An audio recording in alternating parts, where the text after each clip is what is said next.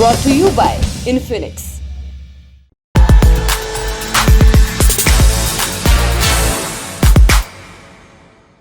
नमस्ते, सौरभ नाम है हमारा और आप देखना शुरू कर चुके हैं दी लल्लन टॉप शो। आज दो खबरें हैं, दोनों गुजरात से हैं। एक का संबंध कांग्रेस से है और दूसरी का बीजेपी से।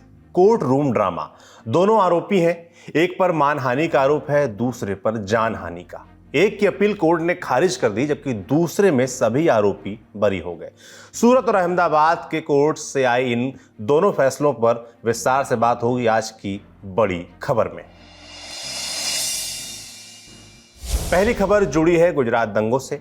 आज नरोदा गांव मामले में फैसले की तारीख थी, उस पर आएंगे, लेकिन उस दिन हुआ क्या था पहले वो बताते हैं। जब हम कहते हैं 2002 के गुजरात दंगे, तो वो कोई एक हिंसक घटना नहीं है। गुजरात के अलग अलग हिस्सों में हिंसा भड़की थी। मुख्यतः 9 बड़ी जगहों पर खून खराबा हुआ था। आधिकारिक आंकड़ों के मुताबिक इन दंगों में 1044 लोग मारे गए थे, 223 लापता हुए थे और 2500 घायल। मृतकों में 790 मुसलमान थे और 254 हिंदू। अहमदाबाद के दो इलाके, नरोदा पाटिया और नरोदा गांव, इन दोनों जगहों पर भयानक कत्लेआम हुआ था। दोनों जगहों में कुल 2.5 किलोमीटर का फासला है और दोनों ही सेंट्रल अहमदाबाद के नॉर्थ ईस्ट में पड़ती हैं। दोनों ही बस्तियों में मुसलमान बहुसंख्य हैं। नरोदा पाटिया नरसंहार में 97 लोग मारे गए थे और नरोदा गांव में 11 लोगों की हत्या की गई थी। हम नरोदा गांव कह रहे हैं क्योंकि गुजराती में नाम माने गांव माने गांव। भूमिका हमने बता दी, अब नरोदा गांव मामले में क्या हुआ था वो शुरू करते हैं, शुरू से बताते हैं। 27 फरवरी 2002 उत्तर प्रदेश के अयोध्या से गुजरात को जाने वाली साबरमती एक्सप्रेस स्लीपर बोगी का छठा डिब्बा S6 डिब्बे में ज्यादातर विश्व हिंदू परिषद से जुड़े कार सेवक थे जो अयोध्या से लौट रहे थे।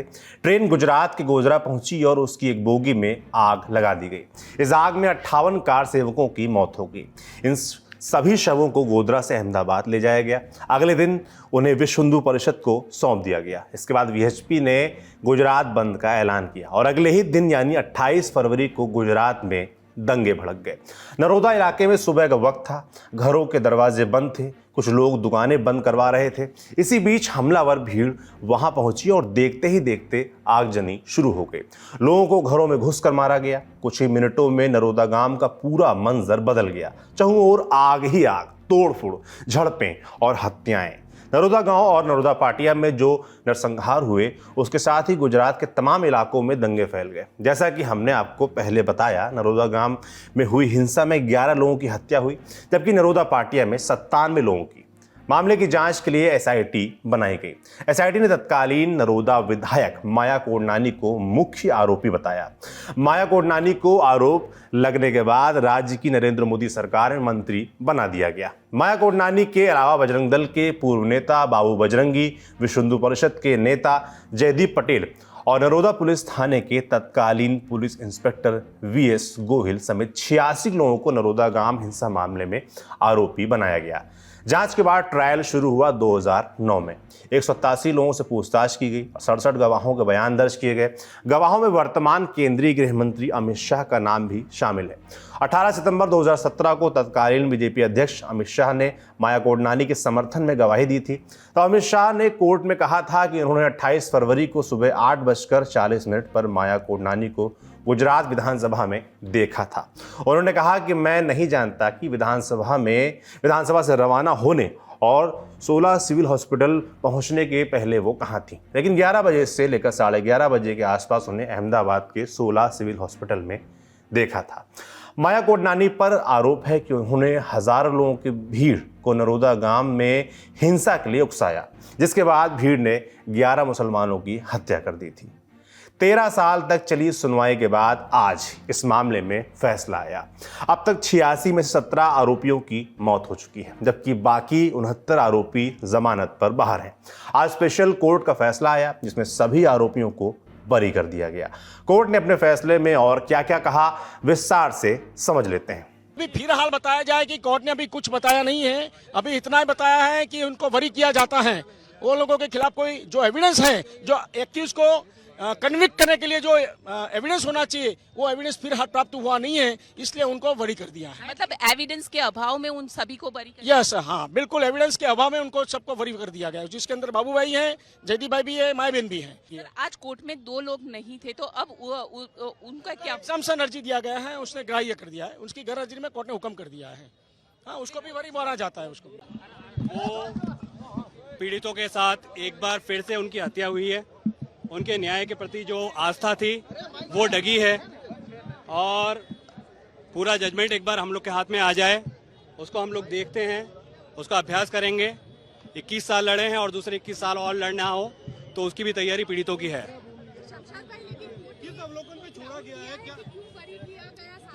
कोर्ट ने 2 लाइन कही है कि બધા જ आरोपियों ने બધા आक्षेपों कि सभी आरोपियों को सभी आरोपों से मुक्त किया जाता है। सवाल ये उठता है कि जब 28 फरवरी 2002 को 11 लोगों को जिंदा जला दिया गया था तो उनको जलाने वाला कौन था? उनकी हत्या किसने की थी? उनके घरों को किसने लूटा था?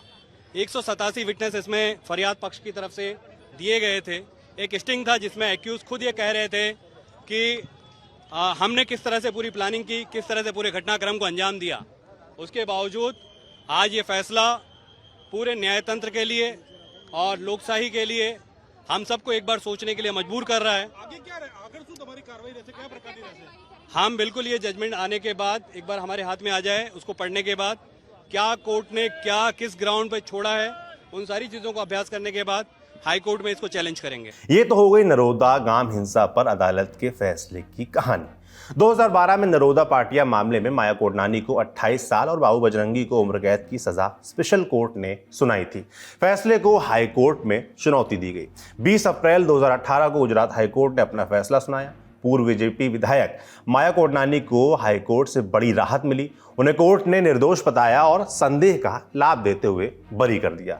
कोर्ट ने कहा कि पुलिस ने कोई ऐसा गवाह पेश नहीं किया जिसने माया कोडनानी को कार से बाहर निकलकर भीड़ को उकसाते हुए देखा हो।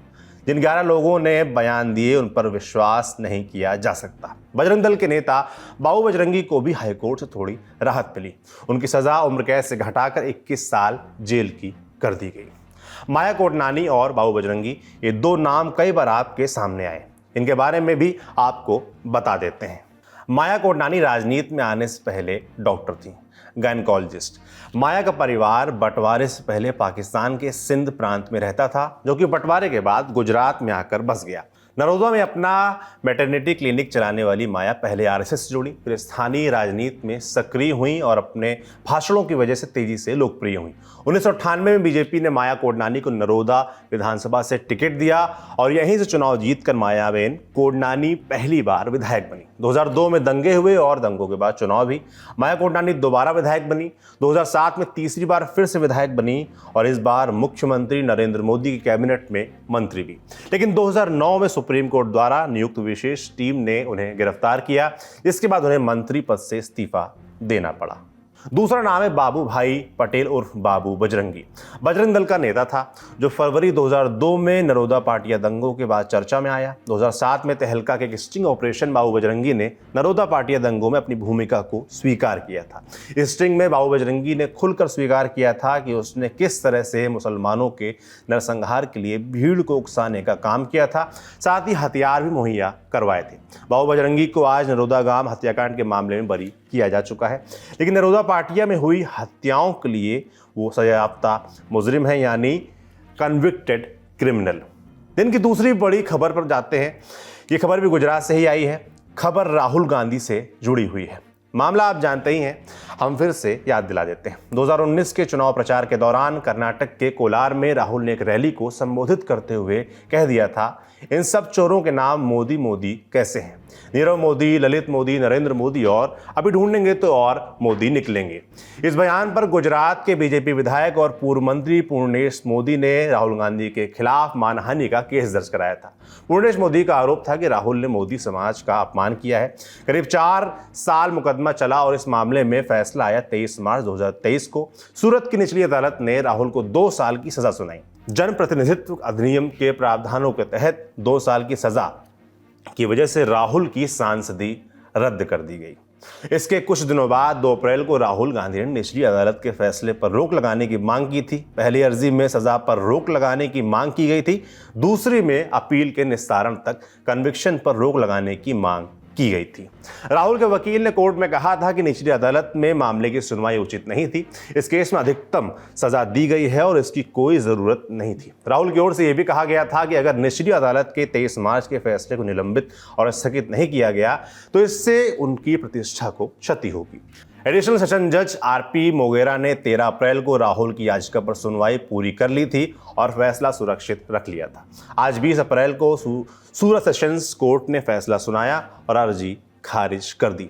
अपने फैसले में सेशन कोर्ट ने कहा, सीजीएम कोर्ट ने शिकायत जमा किए दस्तावेजों और तथ्यों के सत्यापन पर गहन विचार किया और मुद्दे को उचित तरीके से निपटाया। राहुल गांधी सांसद और पूर्व कांग्रेस अध्यक्ष रह चुके हैं। उन्हें बोलते समय सावधानी बरतनी चाहिए क्योंकि उनकी बातों से लोग प्रभावित होते हैं। कोर्ट ने निचली अदालत के फैसले को बरकरार रखते हुए राहुल गांधी की सजा को सही ठहराया है। इस फैसले के खिलाफ राहुल गांधी अब गुजरात हाई कोर्ट का रुख कर सकते हैं। कोर्ट का फैसला आया तो बीजेपी ने कांग्रेस और गांधी परिवार पर हमला बोल दिया।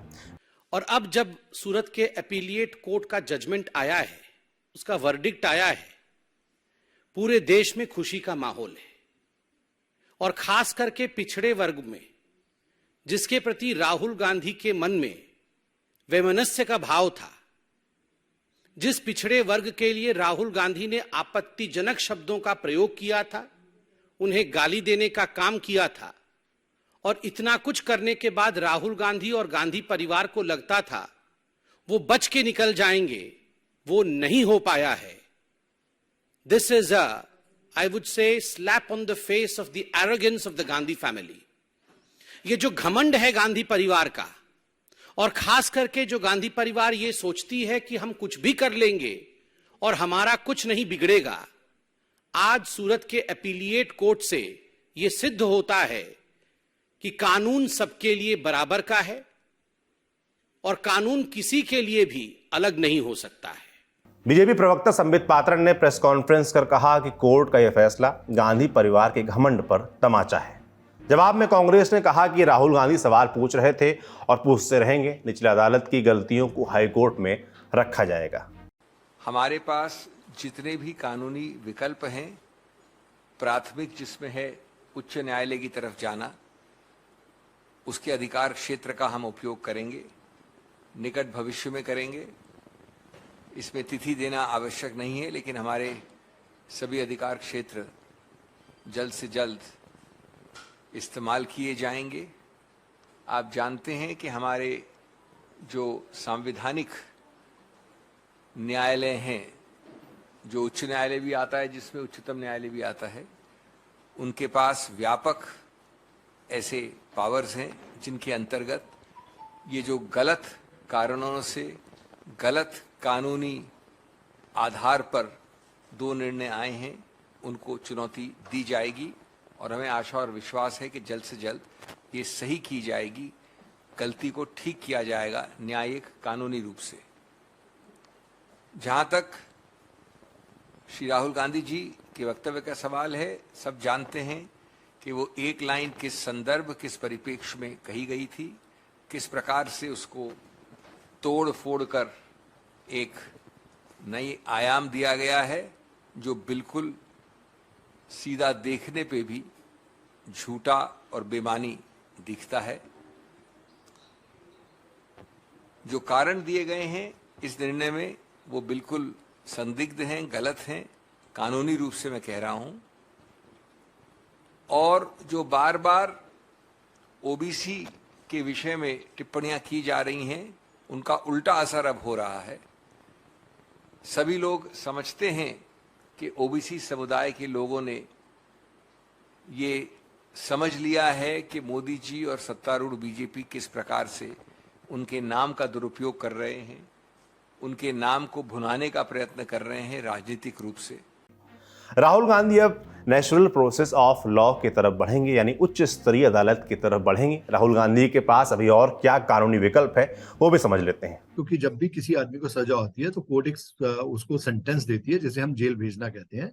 वो सेंटेंसिंग फाइन की शेप में भी हो सकती है, जेल भेजने की, इम्प्रिजनमेंट भी हो सकती है।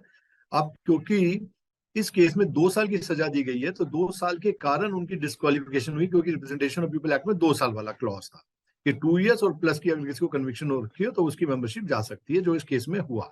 तो जब भी जनरली एक आम आदमी कोर्ट को अप्रोच करता है जिसके पास कोई ऐसा इशू ना हो जैसा पॉलिटिकल की डिस्क्वालिफिकेशन हो रहा हो, कोई ऐसा मतलब राइट जो उसको बहुत ज्यादा इरिपेबल लॉस दे रहा हो या डैमेजेस दे रहा हो या इंजरी कॉज कर रहा हो, जैसे कोई सरकारी आदमी है, मान लो 58 ईयर्स की एज में उसको कन्विक्शन की जाती है, उसके सारे बेनिफिट उसको 60 ईयर्स में मिलने हैं, अपील की सुनवाई और फाइनल होने में 5 साल या 7 साल या 10 साल लग जाते हैं, तो वो कोर्ट में जाता है, वो कहता है जी मेरी आपने सजा तो माफ कर दी 389 के अंदर, बट मुझे कन्विक्शन के भी स्टे करें क्योंकि मेरे को तब तक मेरे सर्विस बेनिफिट्स नहीं मिलेंगे। तो कोर्ट उन केसेस में भी कन्विक्शन स्टे कर देती है। ये तो एक पॉलिटिकल केस हो गया, मैं इसकी बात भी उसी आधार पे लेके जा रहा हूं कि सजा को माफ करने का है ऑप्शन, और वो काफी केसेस में जब तक कोई हीनियस ऑफेंस ना हो तो सजा माफ कोर्ट जनरली कर देती है, रूल यही चलता है। एक्सेप्शन सिर्फ वही है जहां पे हीनियस ऑफेंसेस हो या उसने बड़ी सजा कम काटी हो एज कंपेयर टू जो सजा उसको मिली हो। मतलब एक आदमी 3 महीने ट्रायल में रहा और मर्डर केस का ट्रायल है, उसकी सजा पर उसको लाइफ की मिलती है, तो फिर उस केसेस में कोर्ट जनरली सस्पेंड नहीं करती है सेंटेंस। बट जहां पे 2 साल की सजा मिली हो वहां पे कोर्ट जनरली सस्पेंड कर देती है, सेंटेंस तो बड़ा इजीली कर देती है। अब यहाँ पे इस इशू में कन्विक्शन भी मांग रहे हैं हम कोई भी आदमी 2 रिलीफ मांग रहा है, एक सस्पेंशन ऑफ सेंटेंस और एक सस्पेंशन ऑन कन्विक्शन।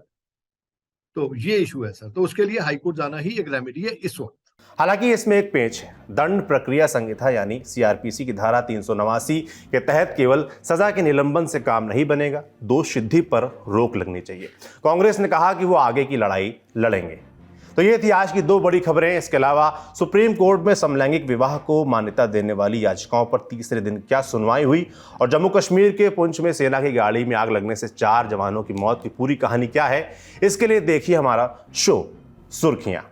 बाकी दीजिए इजाजत, अपना और अपनों का खूब ख्याल रखिए। शुक्रिया, शुभ रात्रि। सिर्फ 59 रुपए महीने में पाइए YouTube पर LT प्रीमियम। किसी भी प्लेटफॉर्म से 3 दिन पहले देखिए हमारे प्रीमियम प्रोग्राम जैसे guest in the news room, किताब वाला आदि। इसके अलावा बहुत कुछ। सब्सक्राइब करने के लिए ललन टॉप के YouTube चैनल पर जाकर क्लिक करें ज्वाइन बटन।